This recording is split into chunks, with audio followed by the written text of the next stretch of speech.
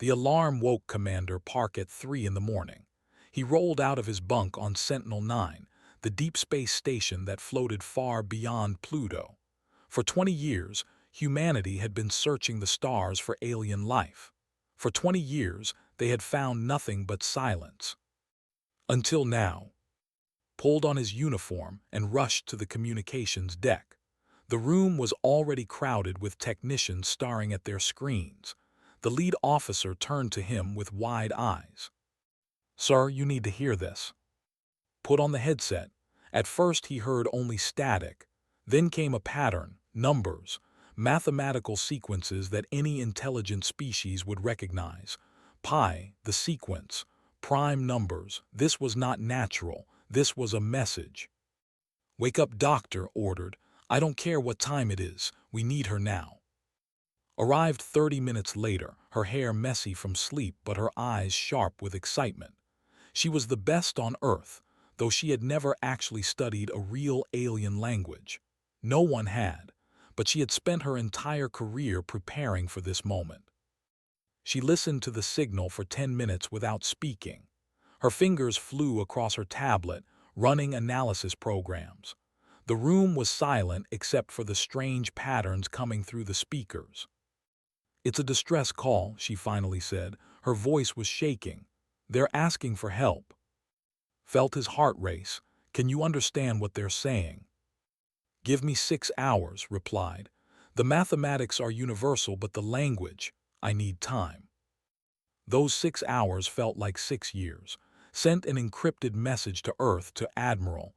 The response came quickly. "Do nothing until we understand the situation. The fleet is on standby." Worked without rest. Coffee cups piled up on her desk. She talked to herself in 3 different languages as she decoded the message. Other linguists joined her through video calls from Earth, but she was clearly in charge. Finally, she called back to the communications room.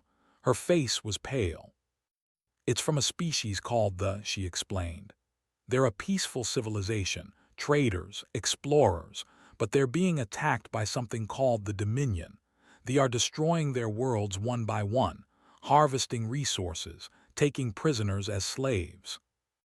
Read over her translation notes. The message painted a terrible picture. Entire planets stripped of life. Populations scattered across space as refugees. They had sent this distress call to every star system they knew contained intelligent life. "How many other species received this message?" asked. "According to this, at least 40 different civilizations," said. "They have been broadcasting for 3 months." Felt cold, and no one has answered them. No one has come to help. "It appears not." Why would no one help them?" Shook her head slowly. "I don't know, maybe they can't, maybe they're afraid, or maybe—" She didn't finish the sentence. Sent the full translation to Earth. The response from Admiral came 12 hours later. It was not the response expected. "Prepare for fleet arrival in 72 hours. Earth Defense Force is mobilizing." The news spread quickly. Humanity was going to make first contact with aliens, and it would not be a peaceful meeting. It would be a rescue mission, possibly a military operation. The debates on Earth were fierce. Politicians argued that humanity should stay out of alien conflicts. Scientists warned that they knew nothing about the technology they would face. Peace activists protested in the streets, saying violence was not the answer to first contact. But others disagreed. They said that if humanity heard a call for help and did nothing, what did that say about who humans were? They were dying. They had asked for help, and humanity had the power to answer.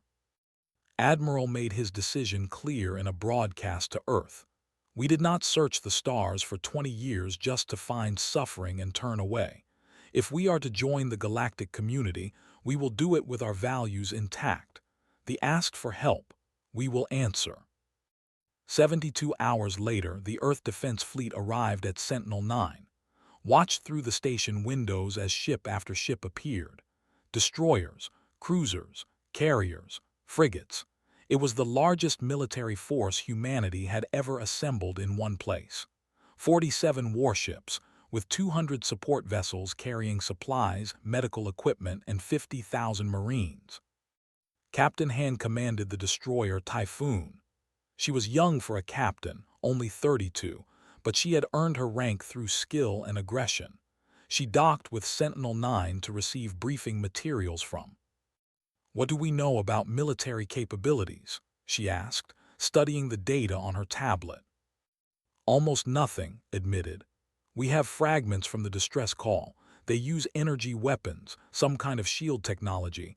Their ships are faster than ours." Smiled, but it was not a happy smile. "So we're going in blind against a superior force." "We're going in to save lives," corrected her. "Same thing," replied. Joined the fleet as the lead. She would handle all communication attempts with both the and the. She was nervous but determined. This was what she had trained for her entire life. On the flagship Dauntless, Admiral gathered his senior officers for final orders. The holographic display showed their route to space. It would take 3 weeks of faster-than-light travel. "I want to be clear about our mission," said. His voice was calm but firm. "We are not conquerors. We are not invaders. We are responding to a distress call from a civilization in need. If we can resolve this peacefully, we will. If we cannot, we will use whatever force is necessary to protect innocent lives." He looked around the room at his officers. "Humanity is about to announce itself to the galaxy. Let's make sure they know who we are." The fleet jumped to faster-than-light speed 3 hours later. The engines created a bubble in spacetime that carried the ships forward at impossible speeds. Inside, the Dauntless stood next to at an observation window. They watched the stars stretch and blur. "Do you think we're doing the right thing?" asked quietly. Thought about the question. "I think we're doing the human thing," he finally said. "Someone called for help, we answered, that's who we are." Nodded slowly. "I hope the galaxy is ready for that." In 3 weeks they would arrive at space. In 3 weeks humanity would meet aliens for the first time. And in 3 weeks the galaxy would learn what it meant to be human. They were coming. The 3-week journey to space gave the fleet time to prepare. On every ship, Marines trained in zero-gravity combat. Pilots ran simulations against unknown enemy patterns. Engineers checked every system twice, then checked again. Major walked through the training bay of the carrier Indomitable. His Marines were practicing boarding tactics. They wore heavy armor and carried weapons that would have seemed primitive to anyone who watched science fiction movies. Assault rifles, shotguns, explosives. No laser guns or plasma weapons, just reliable, tested human technology. "Again," shouted as his team breached a mock enemy ship. "Faster. In real combat, you'll have maybe 10 seconds before they react. Move like your life depends on it, because it does." The Marines reset and ran the drill again, watched with a critical eye. These men and women were the best Earth had to offer, but they had never fought aliens before. None of them had. On the frigate, Engineer Lee was solving a different problem. The ship's reactor was running hot, and they were still 2 weeks from their destination.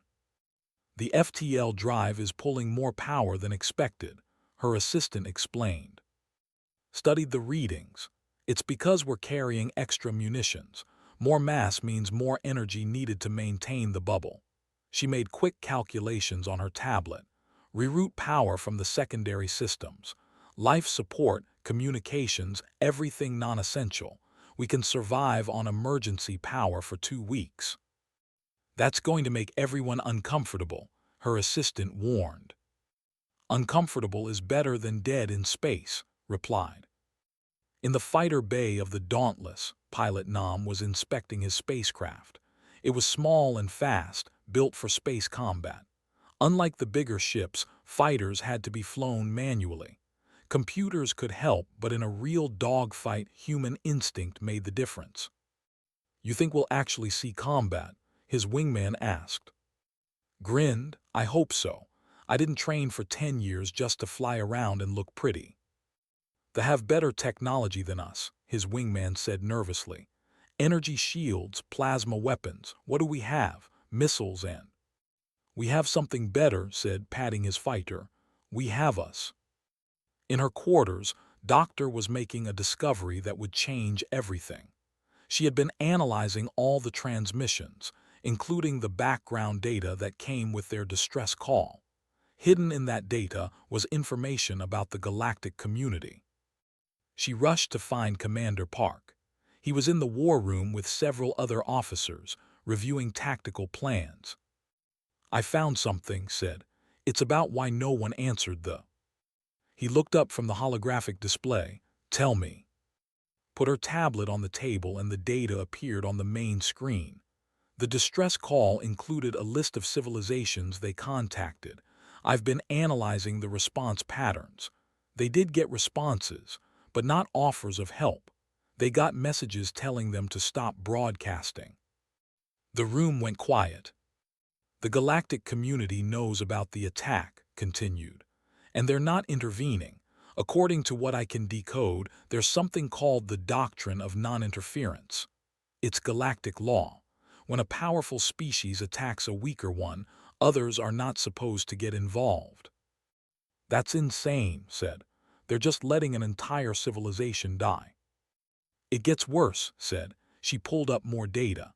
The galaxy has a classification system for planets based on their environments. Paradise worlds are planets with low gravity, perfect weather, no dangerous animals. Standard worlds are Earth-like but less extreme. Harsh worlds are difficult but survivable. She paused. And then there are planets so dangerous that life should not be able to evolve intelligence there. High gravity, extreme weather, deadly predators, constant survival pressure. Stared at her. What classification is Earth? Class 12, said quietly. According to their scale, Earth is one of the most hostile planets in the known galaxy. Humans should not exist, and if we did exist, we should have destroyed ourselves in tribal warfare thousands of years ago. The implications hit everyone in the room at once. They think we're monsters, one officer whispered. No, said slowly. They think we're impossible and maybe they're afraid of what that means. Admiral entered the war room. He had been listening from the doorway. Doctor, send your findings to all ships. Everyone needs to understand what we're walking into. Over the next few days, the news spread through the fleet. The reactions varied. Some soldiers were angry that the galaxy had abandoned the... Others were worried about what they were up against. A few were proud that humanity was different. Captain Han called a meeting with her officers on the Typhoon. So we're, she said, good, let that work for us. They have been bullying peaceful species because no one fights back. Well, they're about to meet someone who knows how to fight. On the Dauntless, Admiral made a fleet-wide broadcast. His face appeared on every screen throughout the human ships. By now you've all heard about the galactic classification system, he began. You know that Earth is considered that we are the kind of species that the galaxy thought was extinct or mythical. He paused, letting that sink in. I want you to understand what this means. Every species out here evolved on easier worlds than ours. They never had to fight predators that could kill them. They never had to survive diseases that wiped out millions. They never had to endure ice ages or floods or droughts. They never had to compete with each other for limited resources. But we did. Humanity was forged in fire. We are stronger, tougher, and more determined than anything the galaxy has ever seen. Not because we're better or more special, but because Earth demanded it from us. Survival on our world required it. They think they're predators. They think might makes right. They're about to learn that there are predators and then there are apex predators. They've never met the second kind before.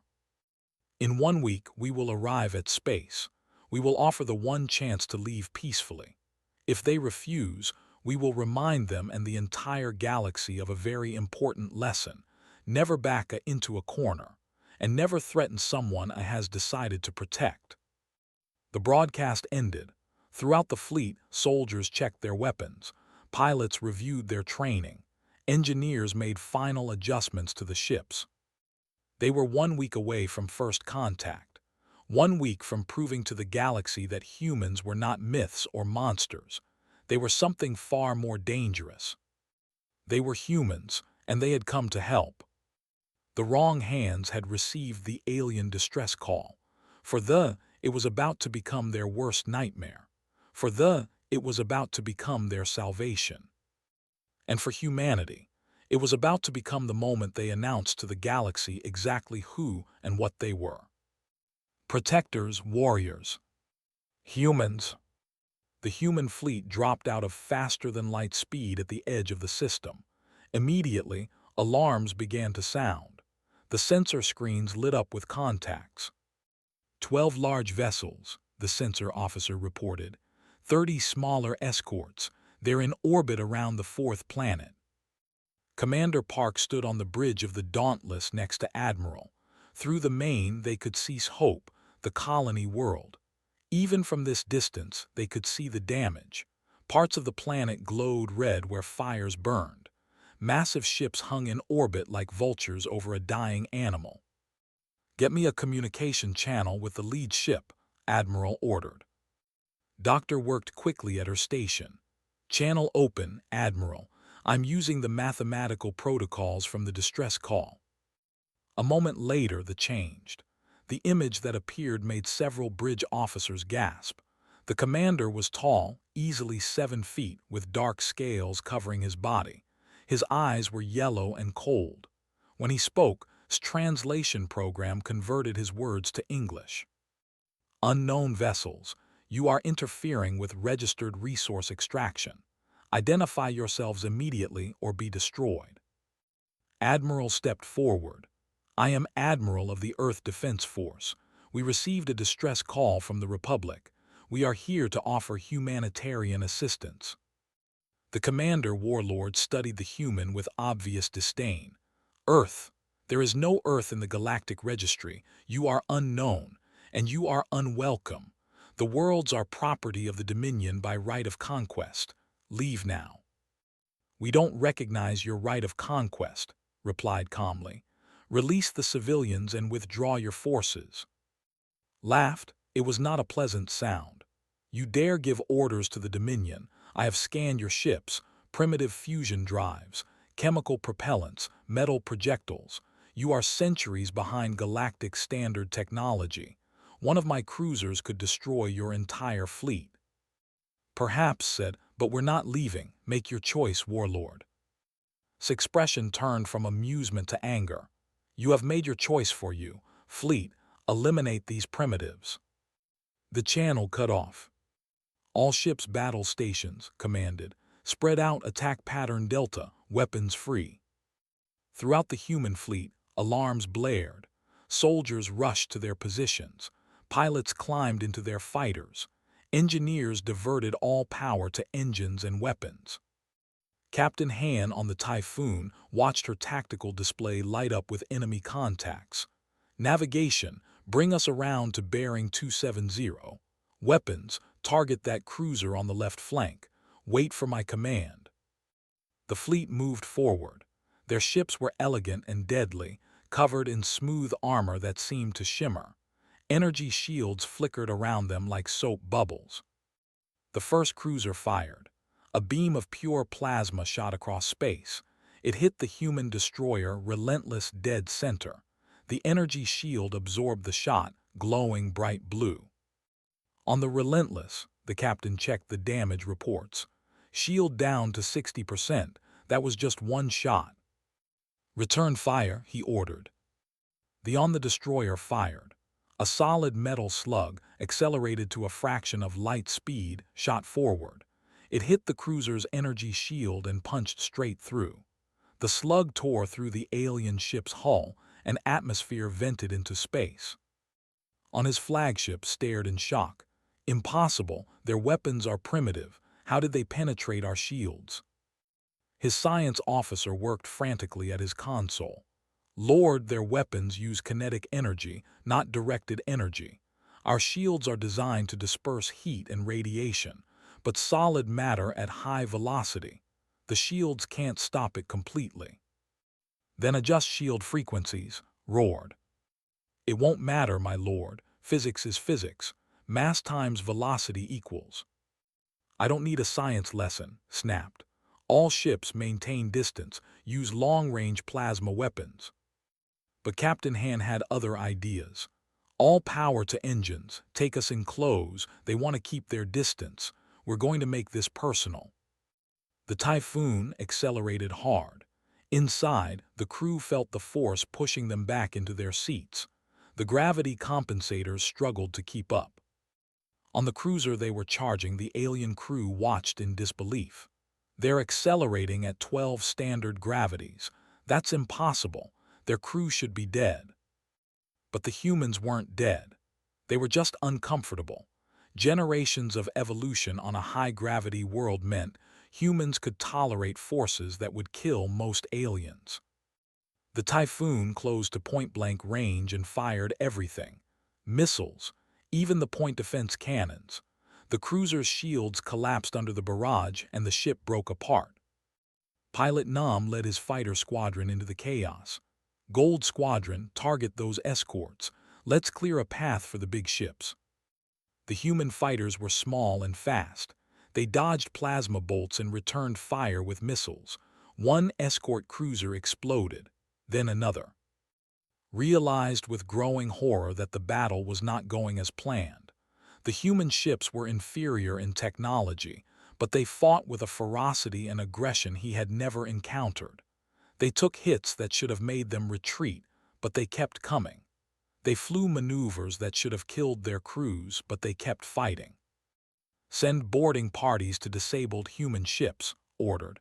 We'll capture them and learn their weaknesses. But when the boarding pods attached to the damaged human frigate Steadfast, they met Major and his Marines. The cut through the hull with plasma torches. They rushed inside, expecting to find a defeated crew.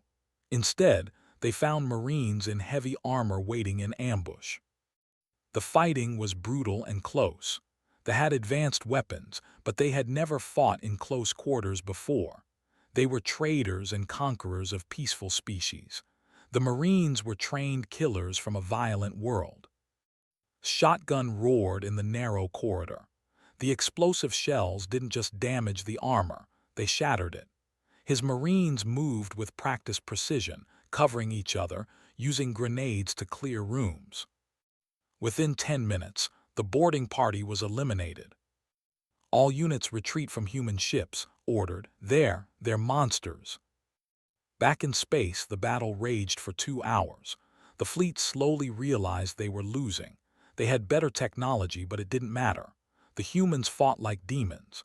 They used nuclear missiles not just as weapons but as area denial tools, creating radioactive zones that they couldn't enter.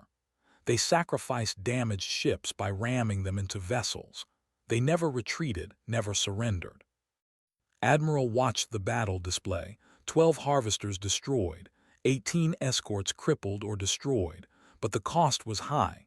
8 human ships damaged beyond repair, thousands of casualties. Admiral, the flagship is trying to escape, the tactical officer reported. Helm, pursuit course. Weapons target their engines, ordered. The Dauntless chased down's flagship.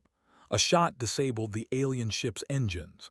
Boarding pods launched from the human flagship. Major led the assault personally. His Marines fought through the flagship deck by deck. Finally, they reached the bridge. Stood at his command station, surrounded by his surviving crew. He looked at the humans in their battle-scarred armor and realized he was looking at something the galaxy had forgotten existed. Real warriors, apex predators. "We surrender," he said quietly. The battle was over. On the surface of Hope, refugees emerged from their hiding places. They had watched the battle from below. They had seen the human ships fight against impossible odds. They had seen the, who had seemed invincible, defeated.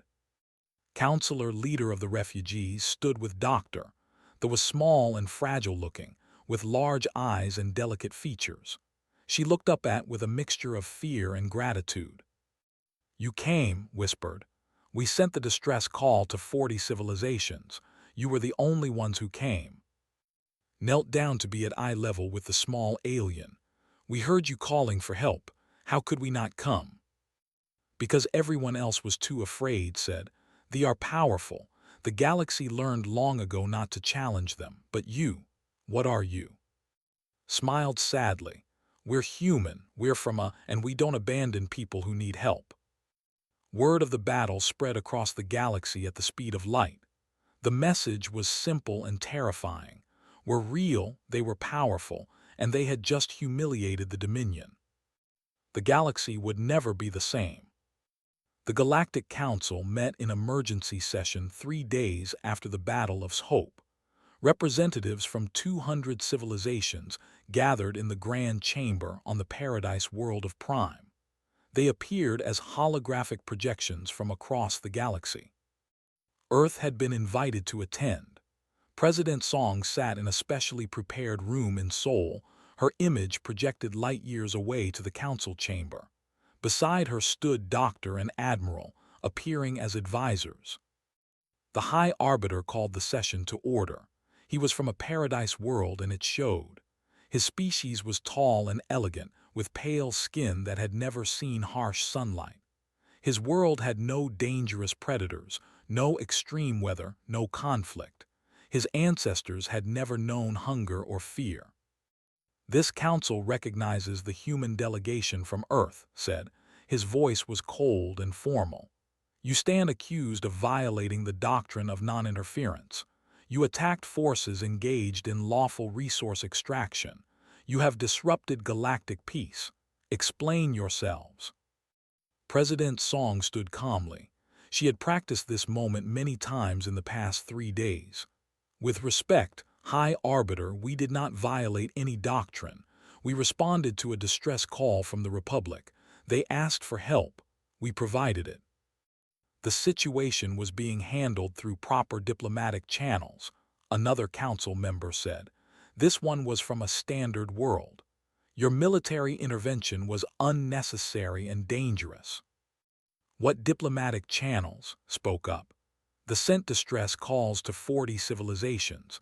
Not one responded with help. You all knew they were being destroyed and you did nothing. Murmurs spread through the council chamber. You don't understand galactic politics, said. The Dominion is powerful. They have rights under galactic law. The worlds were contested territory. They didn't think their worlds were contested, President Song said. They thought they were being murdered. Your emotional response is typical of primitive species, replied dismissively. The galaxy operates on established rules, rules that maintain peace and order, rules that you have now broken. Admiral stepped forward. Let me make sure I understand. They were destroying an entire civilization, killing civilians, taking slaves, and your rules said the right thing to do was nothing. The right thing was to allow the situation to reach a natural conclusion, said. Interfering in conflicts between other species only creates more chaos. This is a lesson the galaxy learned thousands of years ago. A lesson, said her voice rising, or a convenient excuse. Watch your tone, warned. You are guests here. No, President Song said firmly. We're not guests, we're equals, or we should be. But I'm starting to see that equality isn't something your council believes in. She nodded too, who activated a holographic display. Data and images appeared in the center of the council chamber for everyone to see. For the past week, we've been analyzing everything we learned from thee and from captured databases, explained. We found something interesting. The galaxy has known about for a very long time, and you've been working hard to make sure we never join you. The display showed historical records, images of other species from harsh and dangerous worlds, records of first contact attempts, and records of what happened to them. The species from the continued. They achieved space travel 800 years ago. They were quarantined to their home system by council decree. They were never allowed to join galactic civilization. They died out 3 centuries ago when a plague hit their world. No one helped them. She changed the image. The species from the high-gravity world, they achieved space travel 600 years ago. The Council declared them too dangerous to interact with. Their system was marked as forbidden. When they tried to leave, they were attacked by Council enforcement fleets. Only a few thousand survived. They're scattered across the galaxy now, hiding. More images appeared, more species, more tragedies. The pattern is clear, said. Every time a species from achieves space travel, the Council either quarantines them or finds an excuse to eliminate them. You've been systematically preventing from joining galactic civilization. That's a lie, one Council member shouted. It's in your own records, shot back. We found them in the databases. They're allies of yours, aren't they? They do your dirty work. When a species becomes too advanced or too difficult to control, they are allowed to harvest them, and the Council looks the other way. The chamber erupted in chaos. Representatives shouted at each other, some the accusations, others demanded explanations. Called for order. These accusations are based on misunderstanding of complex historical situations. The Council has always acted in the best interests of galactic stability. Stability for who? Admiral demanded. For paradise like you who sit at the top. What about the harsh, the standard who do all the real work? What about species like the who are being wiped out while you debate proper procedures? The galaxy is organized according to natural order, said. Species evolved on paradise worlds are more advanced, more civilized. It's only logical that we guide galactic affairs. There it is, President Song said quietly. The truth. You think you're better than everyone else because you evolved on easy worlds. You think that makes you superior. But what happens when you meet someone from a harder world? Someone who had to fight for survival, someone you can't control. She gestured to the images still floating in the chamber. You eliminate them. You quarantine them. You let them destroy them, because you're afraid. You're afraid that if join the galaxy, your perfect system will collapse. You're afraid that species forged in fire might be stronger than species grown in paradise. We will not be lectured by primitives who have been in space for barely 20 years, shouted. No, you'll be informed by humans who just defeated your attack dogs, said coldly.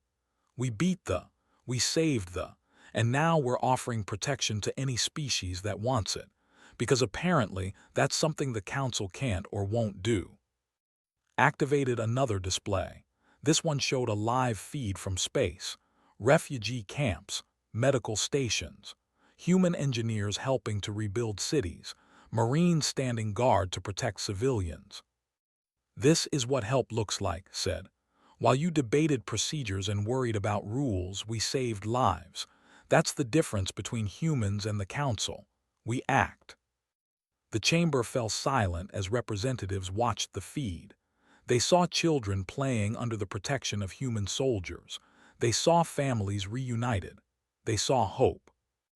Then a new voice spoke up. It came from a harsh representative, a species from a desert world. My people have served the Council for 300 years. We mine resources, we build infrastructure, we do the dangerous jobs, and we are treated as second-class citizens.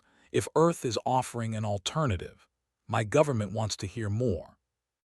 As does mine, another representative said. This one was from a standard world. And mine, said a third. Looked around in growing alarm. The carefully controlled order of the Council was crumbling.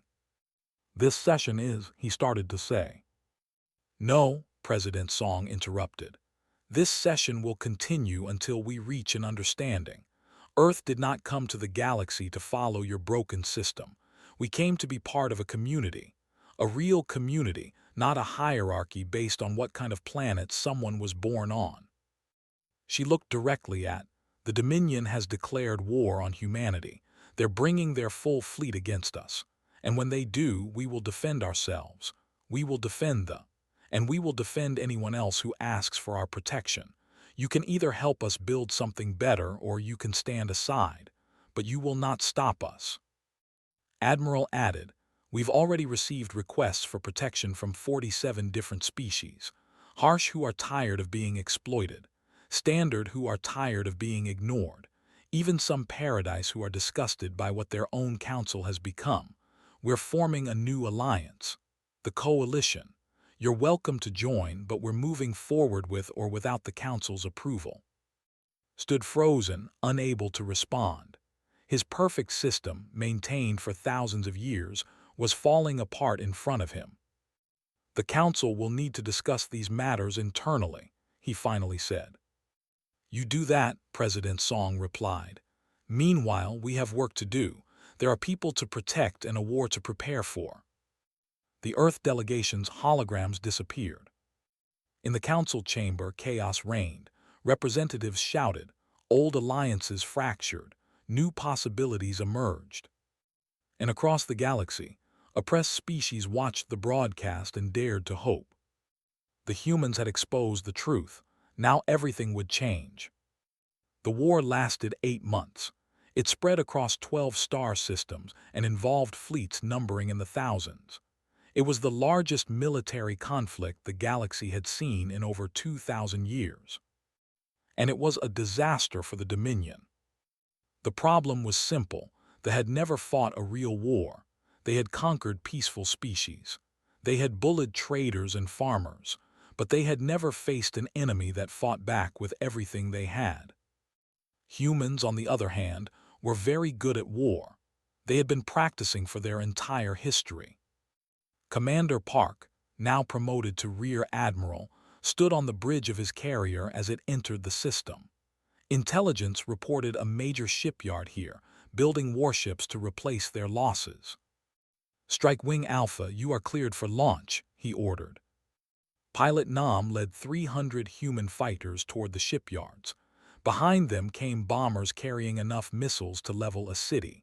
The defenders scrambled to intercept, but they were too slow. The human pilots had trained for this their whole lives.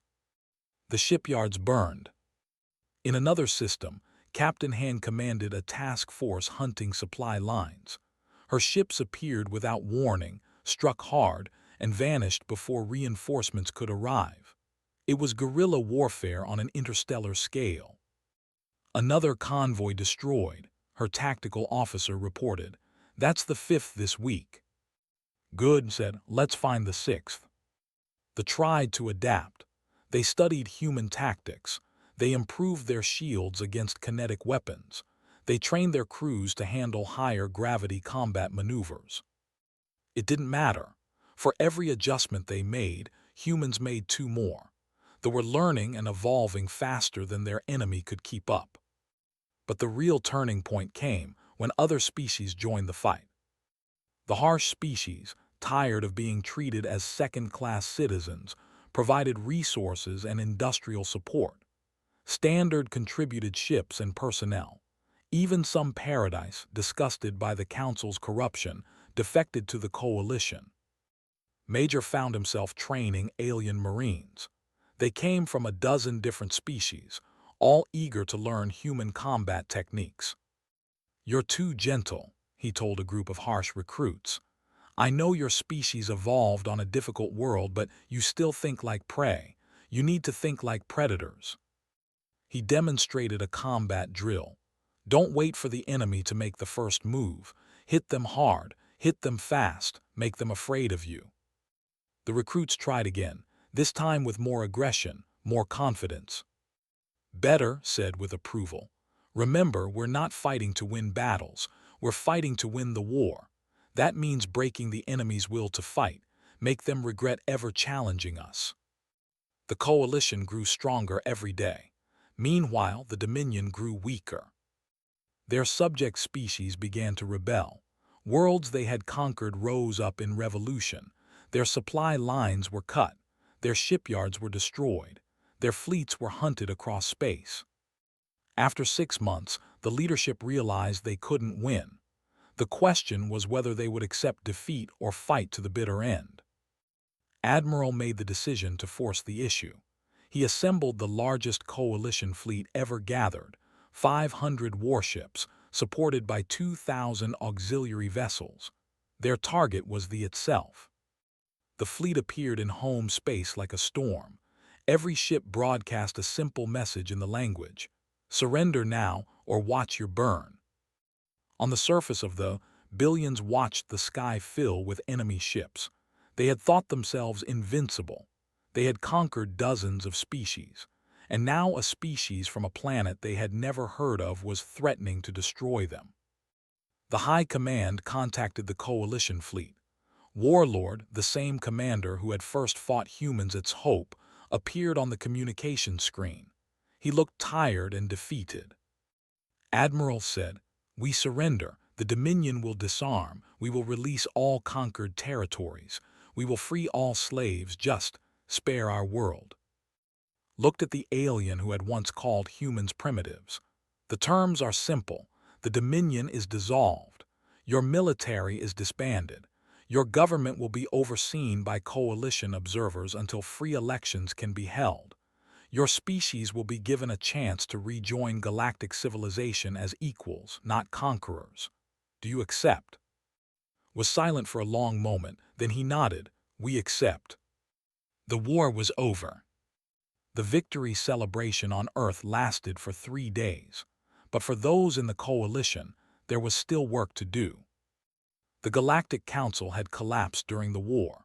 Too many species had abandoned it to join the coalition. Those that remained were mostly Paradise who still couldn't accept that their way of life was ending.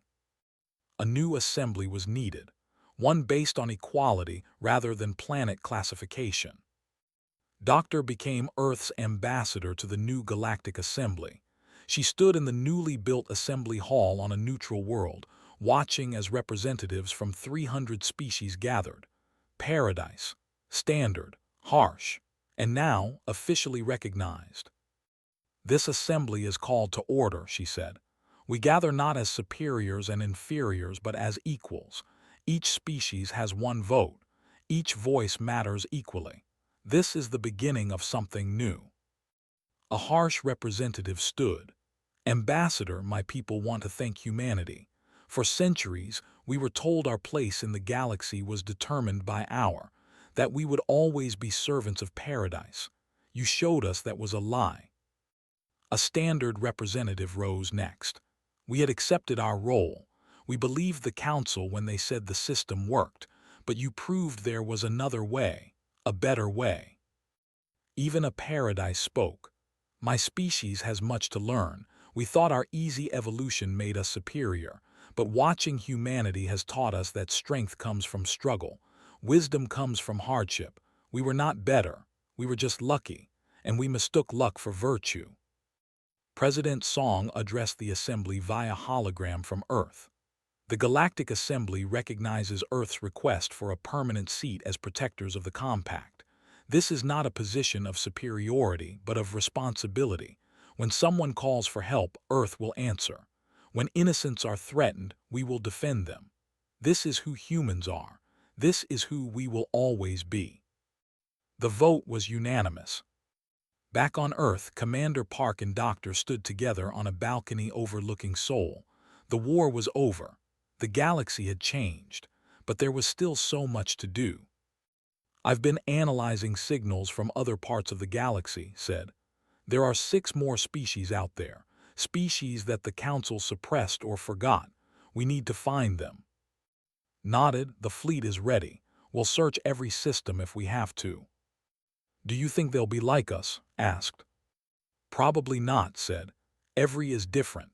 Every species evolved to meet different challenges. But I think we'll understand each other, because we all know what it means to survive against impossible odds." He looked up at the stars. The Council spent thousands of years trying to maintain order through control. They failed. Now it's our turn to try a different approach. "What approach is that?" asked. "Freedom," said simply. "Let every species chart their own course. Let them succeed or fail on their own merits. And when they need help, when they're in danger, we'll be there. Not to conquer, not to control, just to help." "That's very human of you," said with a smile. "I know," replied. "And maybe that's exactly what the galaxy needed. Not perfection, not paradise. Just someone willing to fight for what's right even when it's hard, especially when it's hard. Across the galaxy, the message spread. In 1,000 languages on 100 worlds, people heard the same story. The story of how humanity received a distress call and came running. The story of how changed everything. Some species feared humans, their capacity for violence, their determination, their refusal to accept defeat. But more species hoped, because if a species could rise from their violent past to become protectors of the innocent, then maybe there was hope for everyone. Maybe the galaxy could be more than a hierarchy of the strong over the weak. Maybe it could be a community where everyone helped everyone else. It wouldn't be easy. There would be more conflicts, more challenges, more species that needed help. But that was okay, because the humans were ready. Admiral looked at the star maps in the Fleet Command Center. Dozens of red markers showed systems where distress calls had been intercepted, oppressed populations, threatened species, civilizations in need. Admiral, his aide asked, "Where do we go first?" Studied the map for a moment, then smiled. "All of them. Deploy the fleets. It's time to show the galaxy what happens when humans answer a call for help." The ships launched from Earth orbit, carriers and destroyers, cruisers and frigates, carrying marines and pilots, engineers and medics, all ready to fight if necessary, all ready to help regardless. The wrong hands had received the alien distress call, and the galaxy would never be the same again. Because humanity had arrived, and they had no intention of leaving.